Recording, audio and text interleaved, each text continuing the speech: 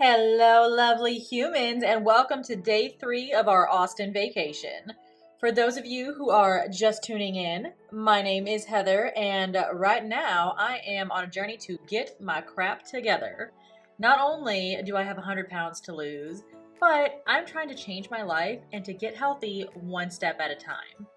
Now, if you guys did not see my video last week, which was the first 2/3 of our Austin vacation, I will leave the link down below, but make sure you click on that or you're going to be a little bit confused. For those of you who have been tuned in, thanks. Let's get into the vacation. Good morning, guys. It's the last day of our vacation and we are headed down to get some breakfast.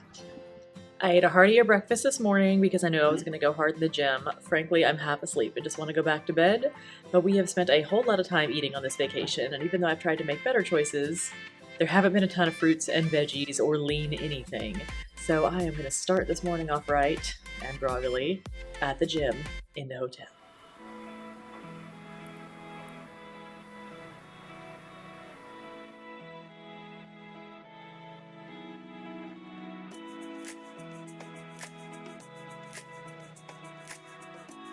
You know, I think that guy in the blue shorts has some pretty nice calves over there. I might take him home with me. Y'all, don't let my expression here fool you. When I saw this footage, I was horrified. I felt like I looked so completely unattractive at this angle. Like, to me, my thighs look humongous. They're full of cellulite. They're all kinds of splotchy. Don't even get me started on my ankles. It's been really, really hard to see this footage. Like, I know I preach loving your body every step of your journey, not just at your goal weight, but the truth is, sometimes that's really hard to do. Not all the time, but there are bad days and rough days where I'm just like, man, I feel like a sack of crap right now. Because while the concept of losing weight is easy, calories in, calories out, the truth is that getting your mind in the right headspace and then doing all the physical work that comes with it can be really hard. So I just want to let you guys know that if you are really struggling to love yourselves you're not alone. It's part of the process. Just keep on trying. Why? Y'all tell me why the second we drove near a Sonic, I had to get a grilled cheese? Like, come on. For our last day in Austin, we decided to go to the Zilker Botanical Gardens. I know it was not necessarily the prime event of the year in the sense of when all the flowers are blooming, but there was still a ton of stuff to look at, and it was really fun. Plus, we knew that we wanted to be active, so it was a great way to get some extra steps in. You're tripping over.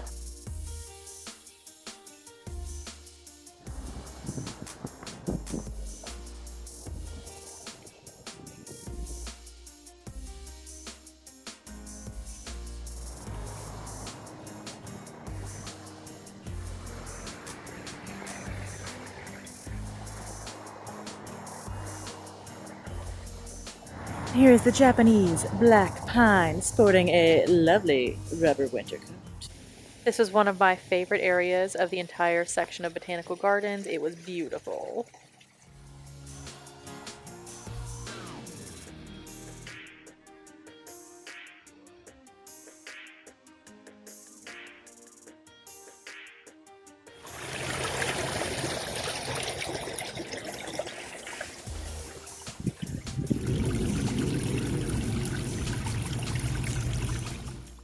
Y'all, this is the view from the highest point in the Botanical Gardens. You could see the whole city line, and it was so freaking beautiful. I feel like we took 8,000 pictures and literally none of them do it justice. It was stunning.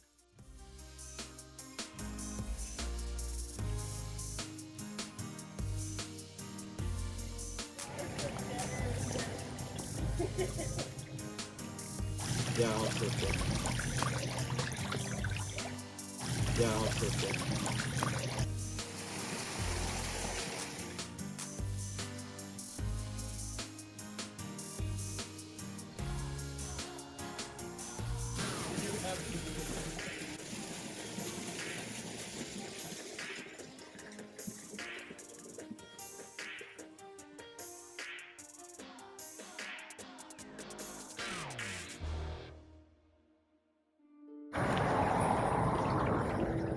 Reach the surface.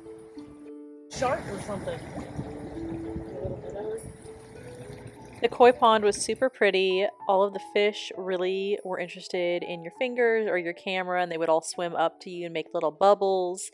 There was also a turtle that I absolutely lost my mind over, but was not able to get a picture of, but it was super nice and relaxing.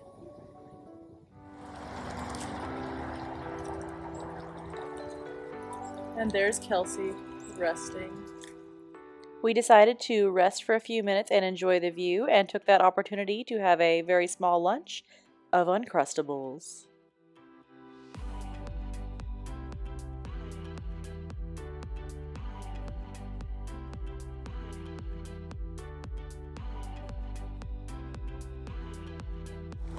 And on to the prehistoric garden.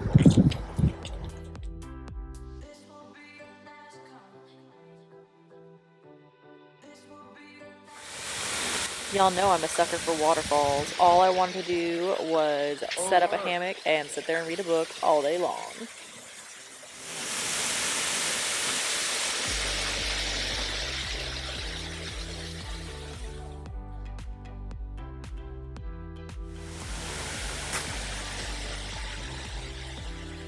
I think I saw a dinosaur.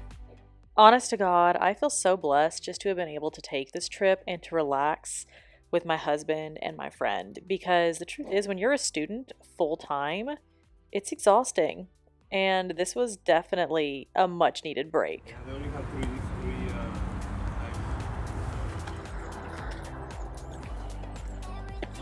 Javi, don't fall in the well, okay? I don't have Lassie handy. Our last stop was, of course, the children's section, because we're 5 years old and wanted to pose on the figurines. In terms of my diet, our trip home was where things started to go downhill. When I'm tired, my ability to make good decisions just goes out the window. So when we stopped for lunch, I had a single barbacoa taco and some pot stickers because your girl is obsessed and needs an intervention. And then we stopped to get groceries. By the time we got to the grocery store, any trace of willpower I had left over was gone, as well as my impulse control. And I ended up getting a donut and a cake ball, which were freaking delicious. But I was really upset with myself for buying them because I had done decently this entire vacation only to basically go wild on the trip home. Oh.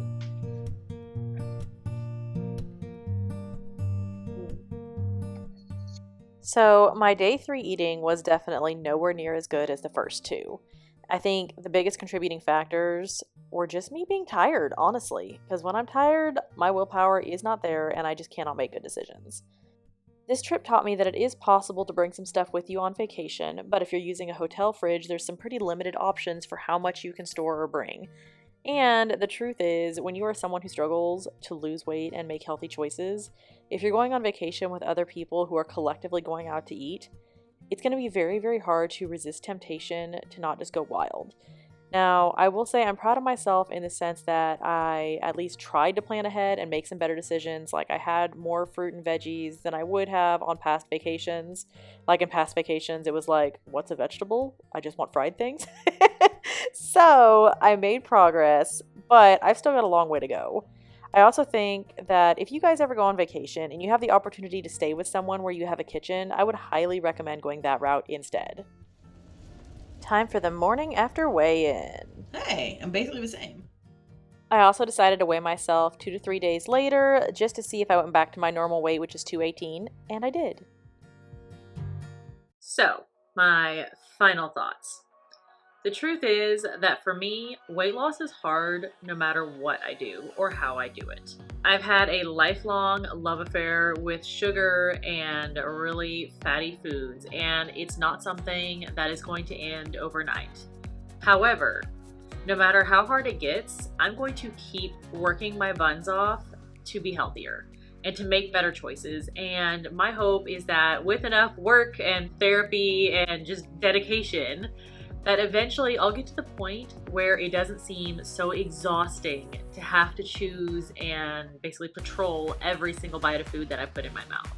And to where I can do so in a way that is healthy, but to where I can still enjoy food around me.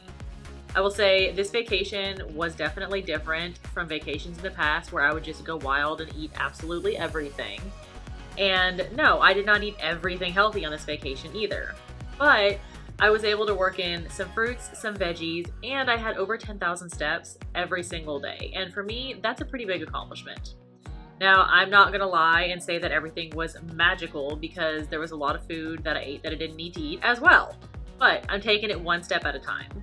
And I just want to tell you guys, if you decide to go on vacation and you're struggling with what to eat, just take a step back and kind of go one step at a time. Like, hey, okay, maybe I really, really want this, but maybe I can have just some of it versus say, 3 cinnamon rolls like what I used to do.